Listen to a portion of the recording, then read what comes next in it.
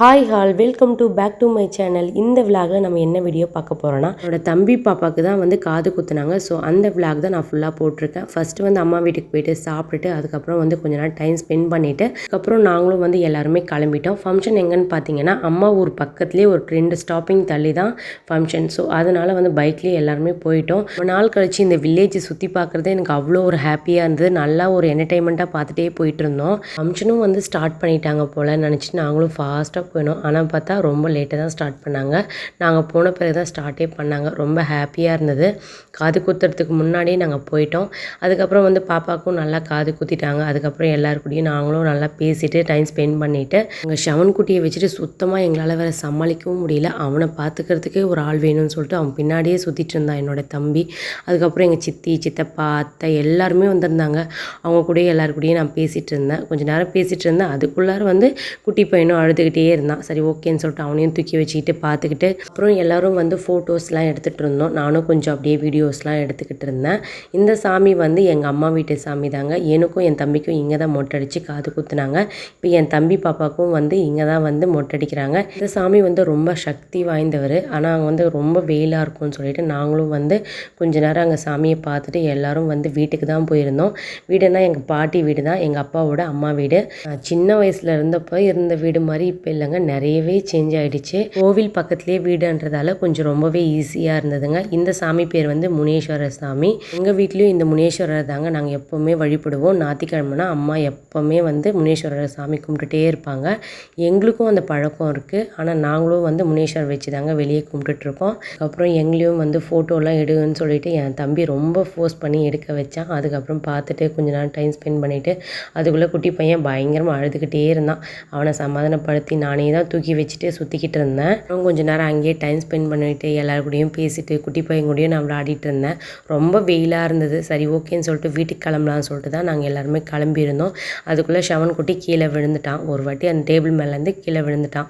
அதுக்கப்புறம் ரொம்ப அழுதுகிட்டே இருந்தான். கொஞ்ச நேரம் அவனை சமாதானப்படுத்திட்டு சுஜன் குட்டி வந்து எனக்கு கீழே விடுங்க நடந்து போகிறேன்ற மாதிரி ஃபாஸ்ட்டாக ஓடுறான். ஆனால் இதுக்கு மேலே விட்டால் வேலைக்கு ஆகாதுன்னு சொல்லிட்டு நாங்களும் அங்கேருந்து கிளம்பிட்டோம். இங்கே ஒரு சூப்பரான ஒரு சிவன் கோயில் இருக்குங்க. ஆனால் நான் போனதில்லை, அம்மா போயிருக்காங்க. அம்மா எப்போவுமே சொல்லுவாங்க, ஆனால் நல்லாயிருக்கும்மா, இதுவரை நானும் அந்தளவுக்கு போனதில்லை, ஒரு 2 டைம்ஸ் தான் போயிருக்கேன்னு சொல்லியிருக்காங்க. அப்புறம் எல்லாருமே வீட்டுக்கும் வந்துட்டோம். வீட்டுக்கு வந்து பார்த்தா ஃபுல்லாக செடி தான். எங்கள் பாட்டி வீட்டாண்ட அவ்வளோ செடி வச்சுருக்காங்க. வீட்டு சுற்றி செடிங்க தான் இருக்குது. ஒரே கருவேப்பிலை செடி, தக்காளி செடி, அந்த செடி இந்த செடின்னு நிறைய வச்சுருந்தாங்க. அதுக்கப்புறம் எனக்கும் ரொம்ப பசியாக இருந்துச்சுங்க. அப்புறம் சாப்பிட்லான்னு சொல்லிட்டு chicken biryani and mutton gravy தான் போட்டிருந்தாங்க. அவ்வளோ டேஸ்ட்டாக இருந்தது.